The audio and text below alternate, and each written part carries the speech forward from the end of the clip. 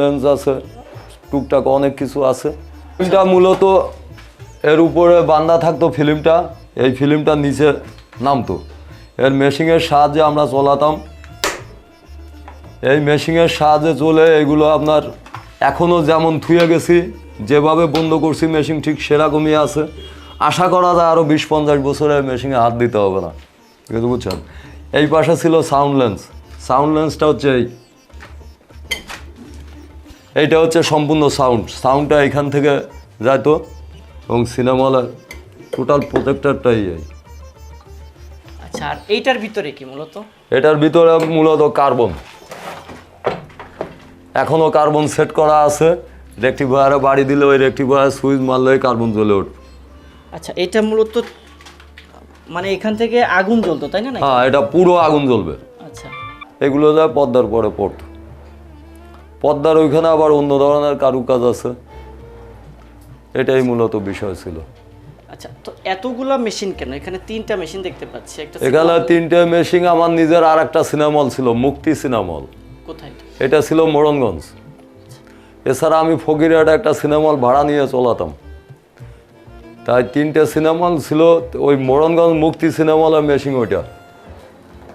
আচ্ছা আচ্ছা, এবার এই মেশিনগুলোর ইতিহাস সম্পর্কে বলেন। আসলে এই মেশিনগুলো কত পুরাতন? এই মেশিনগুলো মূলত জাপানি কিছু পার্টস এটা আছে। বাংলাদেশে এটা ফিটিং করা হয়েছিল। রেডিও সায়েন্স সার্ভিস নামে আগা খান সাহেবের একটা কোম্পানি ছিল, তার ওই কোম্পানির থেকে এই মেশিনগুলো মূলত তৈরি করে আনা হয়েছিল। এটা 1982-83 সালের দিকে এই মেশিনগুলো রেডি করা হয়েছিল এই মনিকা সিনেমা হলের জন্য। নতুন জাপানি কিছু পার্টস আছে, এর কিছু লেন্স আছে, এর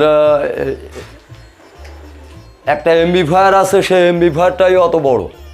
এমবিফায়ারটা এই সাইডে এখান দিয়ে দেখা যাচ্ছে। ওই যে স্টিলের যে আলমারিটা দেখা যাচ্ছে, ওটা আসলে স্টিলের আলমারি না, পুরোটাই একটা এমবিফায়ার। আচ্ছা আচ্ছা, এবং ওটা বাল্ব সিস্টেম এমবিফায়ার।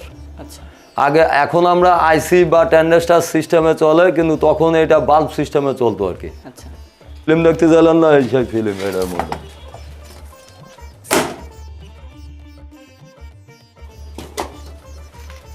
এই হচ্ছে ফিল্ম।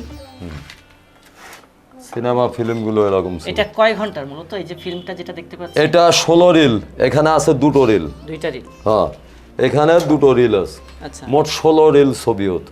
3.5 ঘন্টা 3 ঘন্টা হতো মোট ছবি। পতাকাটাই মানে এই জাতীয় পতাকা হচ্ছে সিনেমা শুরু হওয়ার আগে হচ্ছে এটা চালানো হতো। হ্যাঁ, এটা প্রদর্শন করা হতো। এই এখনো সেই ফিল্ম এখনো রয়ে গেছে এখানে। হ্যাঁ, ওটা প্রত্যেক শোর আগে এটা প্রদর্শন। সালমান শাহর ম্যাক্সিমাম ছবিগুলোই আমরা চলেছি। আনন্দ অশ্রু, পুজোর অষ্টমীর দিনে আনন্দ অশ্রু ছবিতে দেখা গেছে আমার এই সিনেমা হল থেকে দাসপাড়ার মোড় আর এই পাশে মেঘনিতলা, এই বেদের মে জ্যোৎস্না এলাকা দূর দূরান্তের লোক দর্শক তখন এই সিনেমা হলে সিনেমা দেখতে আসছে। শাবানার নামের আগেই ছিল বিউটি কুইন শাবানা। কোনো একটা শোতে যায় আমরা পুরুষ ছেলেদের কাছে অনুরোধ করছিলাম যে ওই শোতে আমরা মহিলাদেরকে বসতে দিতে পারছিলাম না, এবং টোটাল সিনেমা হলের সামনে 2 থেকে 2.5 হাজারের উপরে মহিলা ছিল। আমি একটা ছবি বাগেরহাটে চলায় আমি মোড়নগঞ্জে যাই একটা সিনেমা হল তৈরি করছিলাম, তার নাম ছিল আম্মাজান।